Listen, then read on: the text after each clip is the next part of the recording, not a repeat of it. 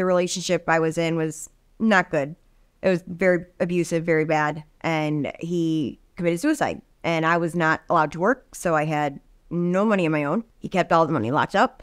I had no access to it. And then the day after he died, his parents came and took the lockbox full of money and left me with literally nothing. So I had no way to pay the rent. My landlord at the time was amazing and took pity on me, luckily. And he's actually the one that told me about CHN. For a while, I had a bit of a gap where I didn't have anywhere to go. I was on oxygen full-time, Reliant, and my portable one has to be charged. My main one has to be plugged in, and that's pretty much impossible to do in a car. So my health problems kept getting worse. The stress was exacerbating it drastically. Once I had that eviction notice, and I was able to get help through you guys, and I don't know what I would have done without you. My hope is pretty much gone. Between the health problems and the financial problems, and I also have 3 kids that I have sole custody of. Making sure they were taken care of during that took all of my energy. It was just the stress was making everything so much worse. And prior to that, because of everything I've been through in my past, I had severe PTSD. When I was 13, I was a victim of sex trafficking, and trying to deal with that on top of everything else was impossible. Everything just drug me right down.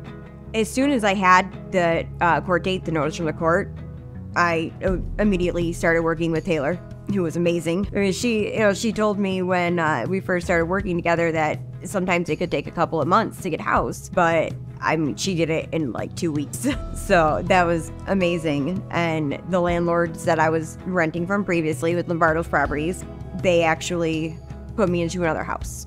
So, and then accepted the community housing for that, so that I had a place to live with my kids. And then when COVID hit, because of my medical conditions, I couldn't even leave my house. I was pretty much stuck with 3 kids going stir crazy. That just added to the stress.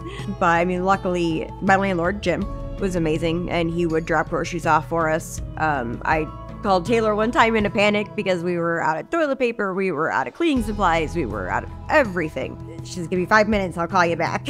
She called me back in 5 minutes. She's like, okay, there's some stuff on the way for you. You'll have it in a day or 2. And then the next day I get 2 huge Amazon boxes just full of everything we needed. So just that took so much stress and worry off of me. Sometimes the smallest little things can make such a huge difference to somebody. My past always had a ugly way of rearing its head at the worst possible times, but I had never dealt with it when I was younger. I did the rapid rehousing program, and then during that I had already applied for SSI, and then COVID stalled it. So I was still waiting on that. With the rapid rehousing program, it was moving me into Section 8. But because of COVID, everything was taking longer, so I ended up being in the rapid rehousing program longer than someone typically is. But then I was able to move over to the housing choice voucher. With the rapid rehousing program, I had a small portion that I was responsible for paying because of my health stuff. There was just no way I was able to work yet. That was not under control. And until that was under control, there was not a whole lot I could do. Jim actually kind of, suggested that I help them with like some paperwork stuff that I could do from home to cover my portion of the rent. So I started doing that, which I really enjoyed.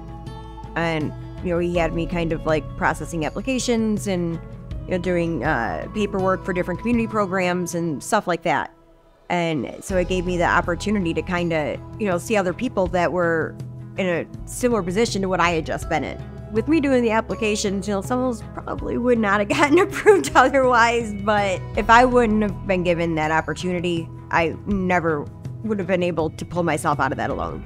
So I wanted to, try to give somebody else that opportunity that I had. Eventually, I was basically just kind of hired on as their leasing agent and community programs person, and now I handle all of it. If any paperwork for community housing or Section 8 or Lighthouse or anybody comes through, then it goes through me, which I love. I love that I can now help people out like that. If I would not have been able to get help with housing, I would have died. There's no ifs or ands about it. It helped me be able to stabilize my medical stuff. My kids had a home, they were safe, they had a roof over their head, and I wasn't gonna lose it. And that alone right there changes everything. Without community housing and without the Lombardos, I I don't even want to think about where I would have been or where my kids would have been. From the bottom of my heart, and my kids as well, I can't thank you guys enough. You saved my life.